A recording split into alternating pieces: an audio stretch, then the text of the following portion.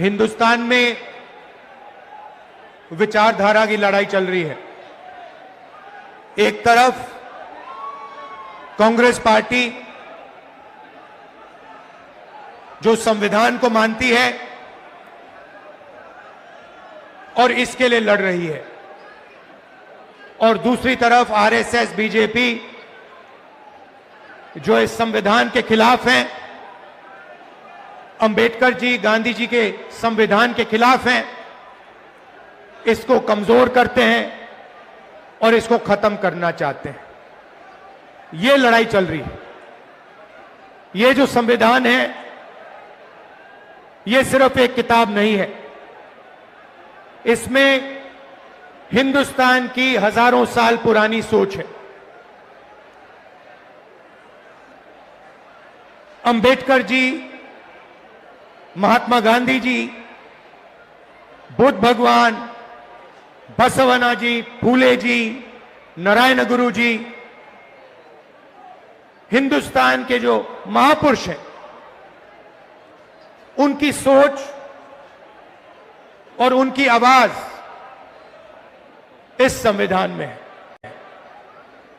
कुछ दिन पहले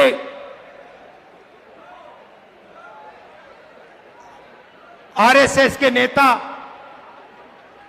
मोहन भगवत ने कहा कि हिंदुस्तान को 15 अगस्त 1947 में आजादी नहीं मिली, वो झूठी आजादी थी। सच्ची आजादी मोदी जी के आने के बाद मिली। भाइयों और बहनों, यह सीधा संविधान पर आक्रमण है।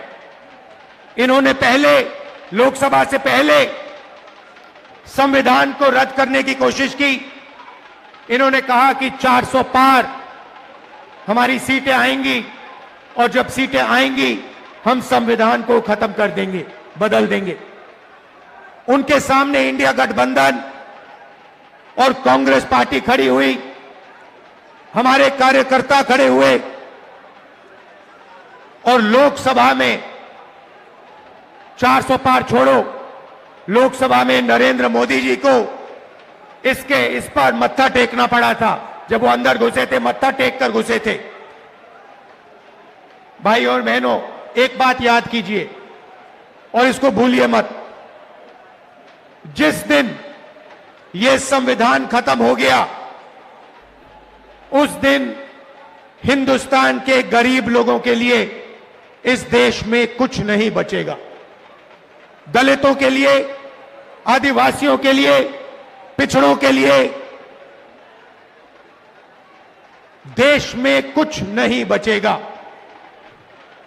लक्ष्य इनका यही है।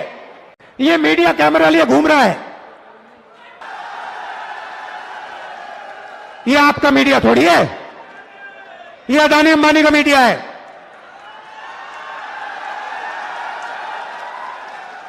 आप भूखे मर जाओ, आपके बच्चे भूखे मर जाएं, आत्महत्या कर लें, किसान मर जाएं, इनको कोई फर्क नहीं पड़ता। ये अदानी अंबानी की शादी दिखाएंगे। ये उनके हैं, उनकी नौकरी करते हैं 24 घंटा। हिंदुस्तान के किसान की बात नहीं करेंगे, मजदूर की बात नहीं करेंगे, बेरोजगार युवाओं की बात नहीं करेंगे, अदानी अंबानी की शादी की बात करेंगे। अफगानिस्तान की बात होगी, पाकिस्तान की बात होगी, मगर हिंदुस्तान की बात, किसानों की बात, मजदूरों की बात ये नहीं करेंगे। और आपके हर एक के घर में घुसे हुए है, सब बेरोजगार है हिंदुस्तान में, और कोई रास्ता नहीं। भैया टीवी देखो 24 घंटा, तो देखना ही पड़ेगा। जो ये कहेंगे देखना ही पड़ेगा। डराने में लगे हिंदुस्तान को कि देखो देखो अफगानिस्तान में क्या हो रहा है, देखो देखो उधर क्या हो रहा है। अरे हमें यह भी बता दो हिंदुस्तान में क्या हो रहा है।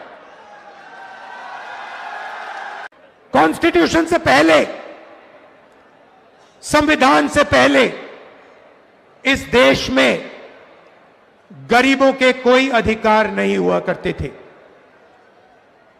संविधान से पहले याद रखिए, आजादी से पहले इस देश में गरीबों के कोई अधिकार नहीं थे, दलितों के कोई अधिकार नहीं थे, पिछड़ों के कोई अधिकार नहीं थे, आदिवासियों के कोई अधिकार नहीं थे। अधिकार सिर्फ महाराजा राजा के थे। वो बदलाव आजादी के दिन आया था। आपको जमीन दी गई, जमीन का हक दिया गया, अधिकार दिए गए। बीजेपी आरएसएस चाहते हैं कि आजादी से पहले जो था, जहां गरीबों के कोई अधिकार नहीं थे, सिर्फ अंबानी अदानी जैसे लोगों के अधिकार थे, वैसा हिंदुस्तान चाहते हैं। यह लड़ाई हो रही है। वो चाहते हैं कि गरीब चुप बैठे, एक शब्द ना कहें, भूखे मर जाएं, कोई सपना ना देखें, और हिंदुस्तान अरबपति चलाए। जहां उनको एयरपोर्ट चाहिए एयरपोर्ट मिल जाए, जहां उनको पोर्ट चाहिए पोर्ट मिल जाए, जहां हाईवे चाहिए हाईवे बनानी है हाईवे बना ले, सारे के सारे कॉन्ट्रैक्ट्स उनके हाथ चले जाए। आप देखिए,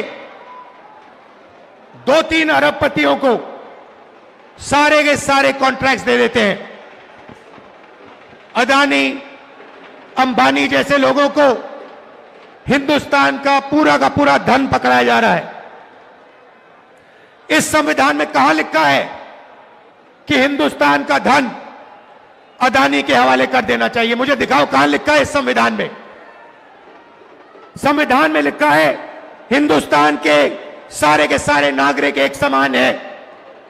संविधान में लिखा है कि हर हिंदुस्तानी को सपना देखने का, भविष्य बनाने का मौका होना चाहिए। आज 50 साल से सबसे ज्यादा बेरोजगारी आज हिंदुस्तान में है। अरबपति हजारों करोड़ रुपए बच्चों की शादी में खर्च कर देते हैं। कोई 10 करोड़ की घड़ी पहनता है, कोई 15 करोड़ की घड़ी पहनता है, मगर अगर आप अपने बच्चों की शादी करवाना चाहते हो तो आपको कर्जा लेना पड़ता है। आपके घर में पैसा नहीं है। क्यों नहीं है? क्योंकि रोजगार नहीं है। और भाइयों और बहनों, एक बात भूलिए मत, जितना अदानी और अंबानी आगे बढ़ेंगे, जितना धन इन अरबपतियों के हाथ में जाएगा, उतना कम रोजगार आपके बच्चों को मिलेगा। ये नोटबंदी जो इन्होंने की, जो जीएसटी लागू की है, ये हिंदुस्तान के गरीब लोगों को खत्म करने के औजार है। ये योजनाएं नहीं है, ये हथियार है। जीएसटी कौन देता है? जीएसटी अरबपति नहीं देते हैं। जीएसटी हिंदुस्तान के गरीब लोग देते हैं। जब आप एक शर्ट खरीदते हो, पैंट खरीदते हो, जितनी जीएसटी आप देते हो, उतनी ही जीएसटी अदानी अंबानी देते हैं। आप रेस्टोरेंट में खाना खाते हो, ढाबे में खाना खाते हो, जितनी जीएसटी आपके जेब से निकलती है, उतनी ही जीएसटी अदानी देता है। लाखों करोड़ रुपए आपके जेबों से निकाला जाता है।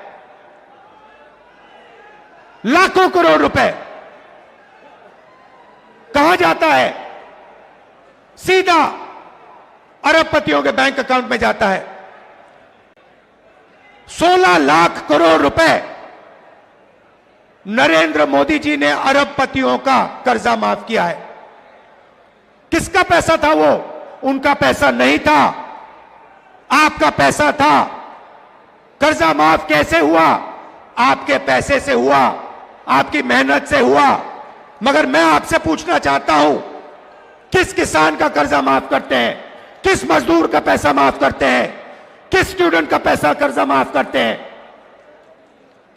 तो जीएसटी आप देते हो, मेहनत आप करते हो, और चाइना का माल अदानी अंबानी ये लोग हिंदुस्तान में बेचते हैं। चाइना के युवा को रोजगार मिलता है, अदानी को अंबानी को फायदा होता है, और आपके बच्चों के हाथ से रोजगार छीना जाता है। और ये पूरा का पूरा सिस्टम कैसे चल रहा है? आपके जेब में से पैसा निकालकर जीएसटी का पैसा, टैक्स का पैसा, फर्टिलाइजर का पैसा, सारा का सारा आपके जेब में से निकलकर अदानी अंबानी की जेब में जाता है। पेट्रोल का दाम बढ़ता जाता है, आप देखते रहते हो। इंटरनेशनल मार्केट में पेट्रोल का दाम नीचे जाता है, मगर हिंदुस्तान में पेट्रोल का दाम नीचे कभी नहीं जाएगा। फायदा अरबपतियों को, अदानी को, अंबानी को। प्राइवेटाइजेशन होता है। आपके अस्पताल, सरकारी अस्पताल प्राइवेट हाथों में जाते हैं।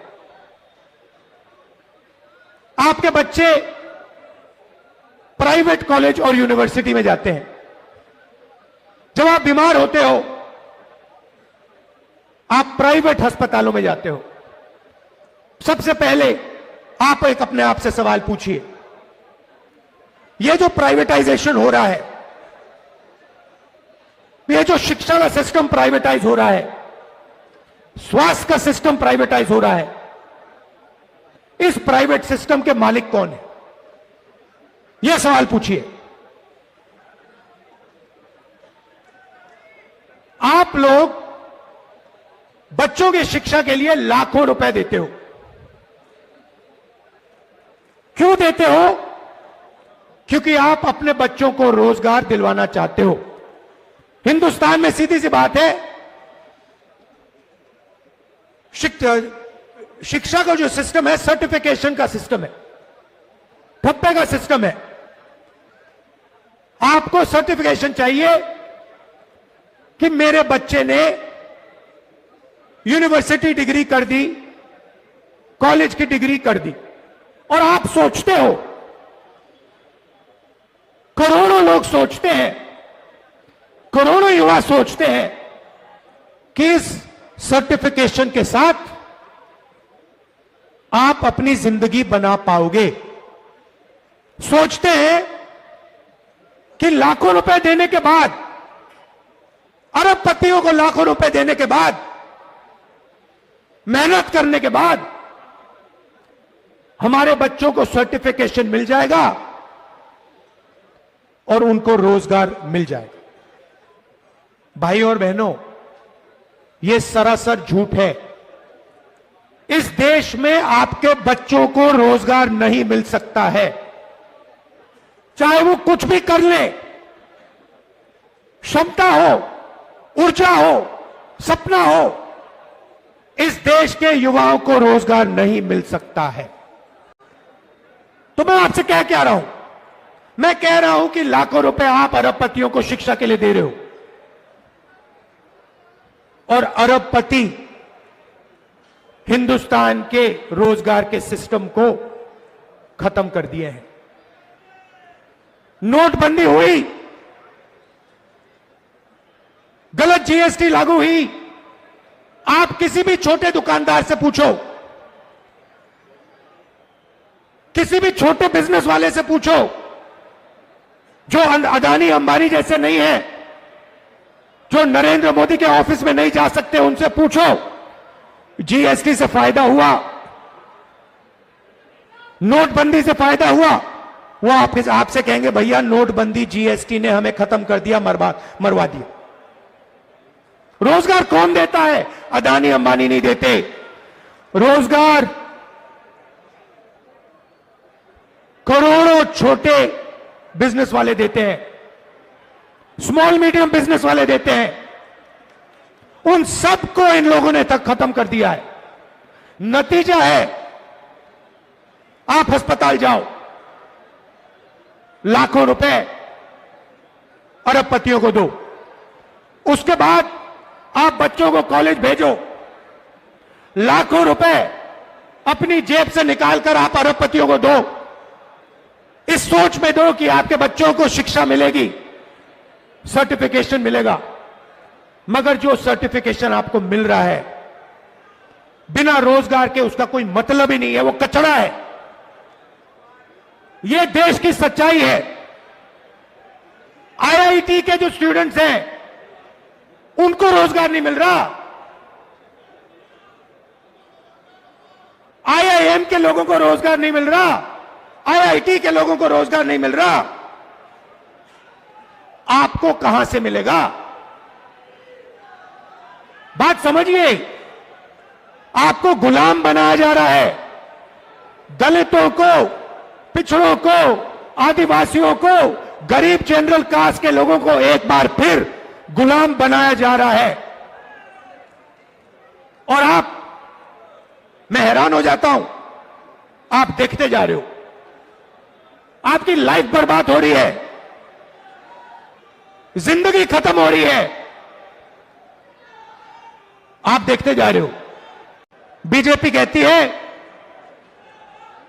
दूसरी आजादी मिली, सच्ची आजादी मिली। मैं आपसे पूछना चाहता हूं, राम मंदिर के उद्घाटन में आपने किसी गरीब व्यक्ति को देखा? आपने किसी मजदूर को देखा, किसान को देखा, पिछड़े वर्ग को देखा? आदिवासी राष्ट्रपति है। आदिवासी राष्ट्रपति को वो मंदिर में उन्होंने जाने ही नहीं दिया, अंदर जाने नहीं दिया।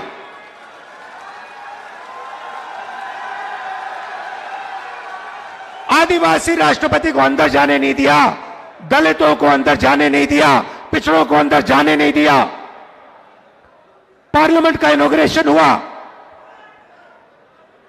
राष्ट्रपति को अंदर नहीं जाने दिया। नरेंद्र मोदी ऐसी हो, अंदर नहीं आ सकते। ये सच्चाई है। तो रास्ता क्या है? सबसे पहले यह पता लगाना है कि इस देश में जो धन है, जो धन है, उसका कितना भाग दलितों के हाथ में है, कितना आदिवासियों के हाथ में है, कितना पिछड़ों के हाथ में है, कितना गरीब जनरल कास्ट के हाथ में है, कितना माइनॉरिटीज के हाथ में है। मैं आपसे कह रहा हूं, मैंने पता लगाया, हिंदुस्तान के सबसे बड़े 500 बिजनेसमैन, कंपनियों की मैंने लिस्ट निकाली। 500 सबसे बड़े जो हैं अरबपति हैं, टाटा, बिरला, अदानी, अंबानी।